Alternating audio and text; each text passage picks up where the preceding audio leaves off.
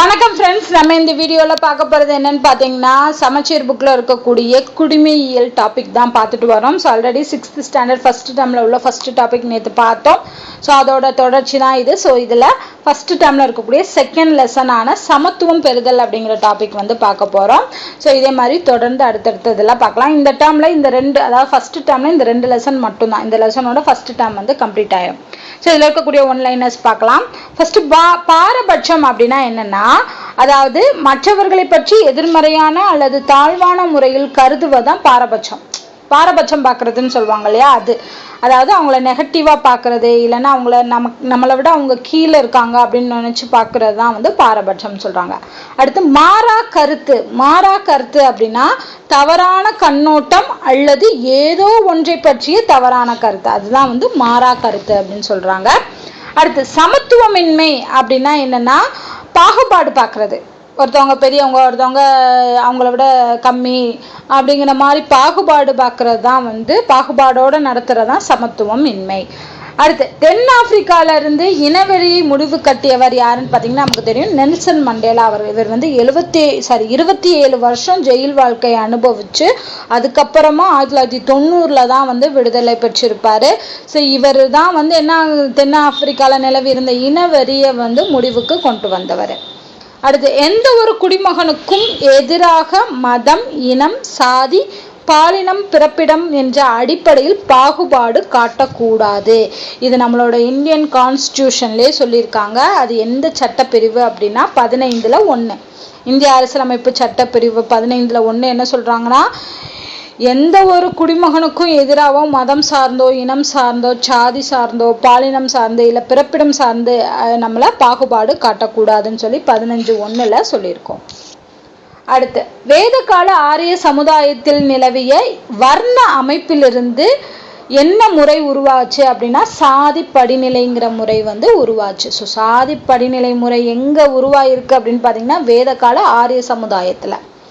இந்தியாவில் சாதி ஒடுக்குமுறைக்கும் முன்னோடியாக திகழ்ந்தவர் பார்த்தீங்கன்னா PR அம்பேத்கர் அவர்கள். ஸோ அவர் தான் என்ன பண்ணாரு, இதை ஒடுக்கணும், சாதி முறையை ஒடுக்கணும் அப்படின்னு சொல்லி முன்னோடியாக இருந்தவர்.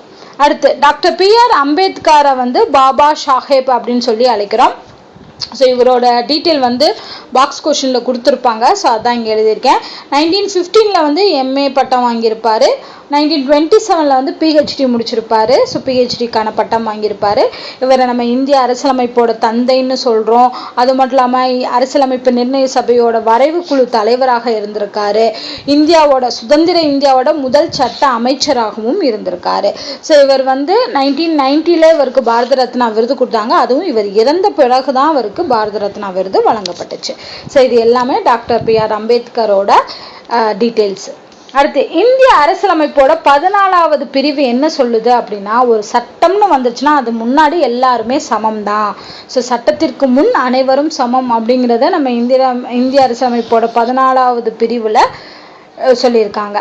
அடுத்து அரசியலமைப்பு அப்படின்னா என்னன்னா விதிகள், ஒழுங்குமுறைகளின் சட்ட வடிவமைப்பு அப்படிங்கிறதா அரசியல் அமைப்பு.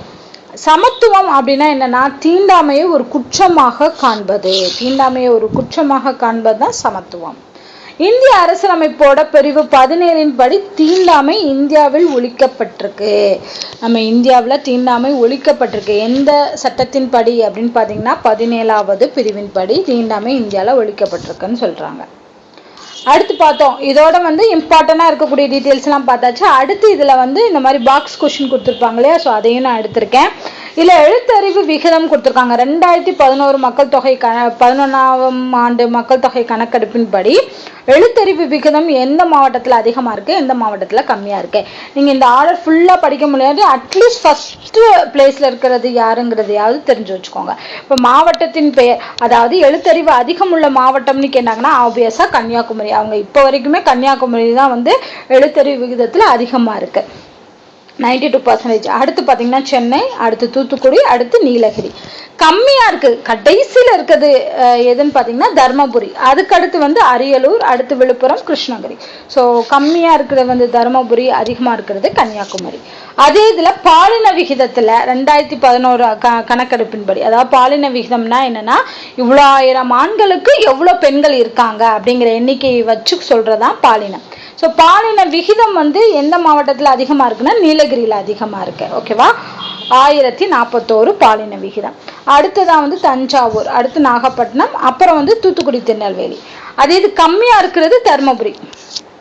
இங்கேயும் என்ன பார்த்தோம், நம்ம தர்மபுரி தான் பார்த்தோம். எழுத்தறிவு விகிதத்திலையும் கம்மியா இருக்கிறது தர்மபுரி தான், பாலின விகிதத்திலையும் கம்மியா இருக்கிறது தர்மபுரி தான். அடுத்து சேலம், அடுத்து கிருஷ்ணகிரி, ராமநாதபுரம். அடுத்து நம்மளோட முகவுரை, இந்திய அரசியலமைப்போட முகவுரையில என்ன சொல்லியிருக்காங்க, இந்திய மக்களாகிய நாம் உறுதியான ஒருமனதான தீர்மானத்துடன் இந்தியாவை, இந்த ஆர்டரை ஞாபகம் வச்சுக்கோங்க, ஏன்னா ஒரு தடவை எக்ஸாம்ல கேட்டாங்க, எந்த ஆர்டர்ல நம்மளோட முகவுரையில குறிப்பிட்டிருக்காங்கன்னா ஃபர்ஸ்ட் இறையாண்மை மிக்க மக்களாட்சி சமதர்ம மதச்சார்பற்ற குடியரசாக உருவாக்குகிறோம்.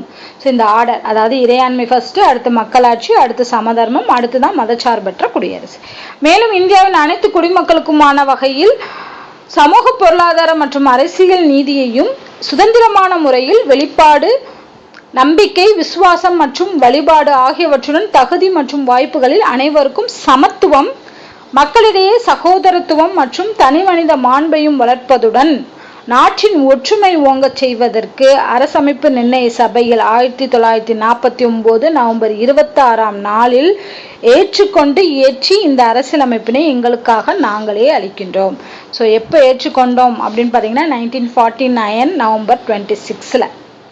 ஸோ இது வந்து முகப்புரை இப்படி தான் இருக்கும். நம்ம இந்திய அரசியலமைப்பு புக் எடுத்து பார்த்தோம்னா அடுத்து பின்னாடி கொடுத்துருப்பாங்க ஏபிஜே அப்துல் கலாம் அவர்கள் பற்றின சில டீட்டெயில்ஸ் கொடுத்துருப்பாங்க. இவர் 1931 பிறந்து 2015 இருந்திருக்காரு.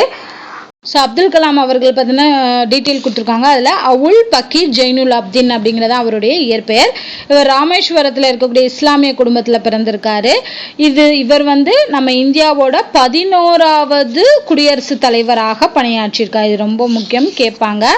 ஸோ எத்தனாவது பிரசிடென்ட் அப்படின்னா இந்தியாவோட 11வது பிரசிடென்ட். மக்களின் குடியரசுத் தலைவர் என்று அன்புடன் நினைவு கூறப்படுகிறார். இவர் வந்து ராமநாதபுரத்தில் வந்து படிச்சிருக்காரு ஸ்கூல்லாம். திருச்சியில் இருக்கக்கூடிய ஜெயின் ஜோசப் கல்லூரியில தான் பட்டப்படிப்பை முடிச்சிருக்காரு. அப்புறம் சென்னையோட தொழில்நுட்ப கல்லூரியில விண்வெளி பொறியியல் படிப்பிற்கு பிறகு பாதுகாப்பு ஆராய்ச்சி மற்றும் மேம்பாட்டு நிறுவனத்துல வேலைக்கு சேர்ந்திருக்காரு.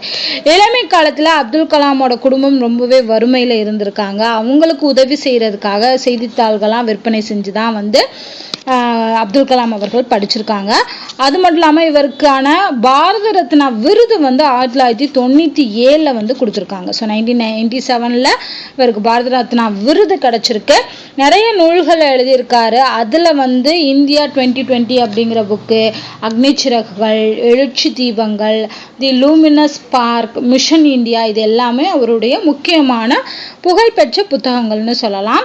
இவரை வந்து எப்படி சிறப்பிக்கப்படுறாரு அப்படின்னு பார்த்தீங்கன்னா இந்தியாவோட ஏவுகணை மனிதர் அப்படின்னு அழைக்கப்படுகிறார். அடுத்து பார்த்தோம்னா விஸ்வநாத் ஆனந்த் பற்றியும் இன்ஃபர்மேஷன் கொடுத்துருக்காங்க. இவர் சென்னையில் ஒரு மிடில் கிளாஸில் பிறந்திருக்காரு. இவங்களோட அம்மா வந்து சதுரங்க விளையாட்டில் ஆர்வம் கொண்டிருந்ததுனால இவருக்கு 5 வயசுலேயே இவருக்கு இந்த செஸ்ஸை வந்து சொல்லி கொடுத்துருக்காங்க. அதுவே அவர் வந்து எதிர்காலத்தில் முக்கிய சதுரங்க வீரராக மாறுறதுக்கான ஒரு அடிப்படையாக அமைஞ்சிருக்கு. ஸோ இவர் வந்து 2000, 2007, 2008, 2010, 2012 இந்த வருஷம் நடந்த சதுரங்க விளையாட்டோட உலக சாம்பியனாக திகழ்ந்திருக்காரு கிட்டத்தட்ட 5 வருடங்கள். இவர் தன்னோட 14வது வயசுலேயே உலக இளையவர் சதுரங்க போட்டியில சாம்பியன்ஷிப் பட்டம் வந்து வாங்கியிருக்காரு.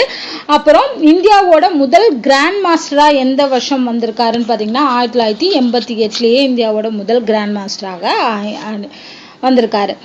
அடுத்து வந்து பார்த்தோம்னா இவருக்கு அதாவது விளையாட்டு வீரர்களுக்கு வழங்கக்கூடிய ஒரு உயரிய விருது தான் ராஜீவ்காந்தி கேல் ரத்னா விருது. இந்த விருதை வந்து வாங்கின முதல் வீரர் அப்படிங்கிற பெருமை இவருக்கு தான் சாரும். 1991-92 அந்த வருடத்திற்கு இவர் வாங்கியிருக்காரு. 2007 வந்து நாட்டோட 2வது உயரிய விருதான பத்ம விபூஷன் விருதையும் விஸ்வநாத் ஆனந்த் வாங்கியிருக்காரு. அடுத்து வந்து செல்வி சே இளவழகி அப்படின்னு சொல்லக்கூடியவங்களை பற்றி சொல்லியிருப்பாங்க. இவங்க வந்து சென்னை வியாசர்பாடியில் ஒரு ஏழ்மையான குடும்பத்தை சார்ந்தவங்களாக இருந்திருக்காங்க.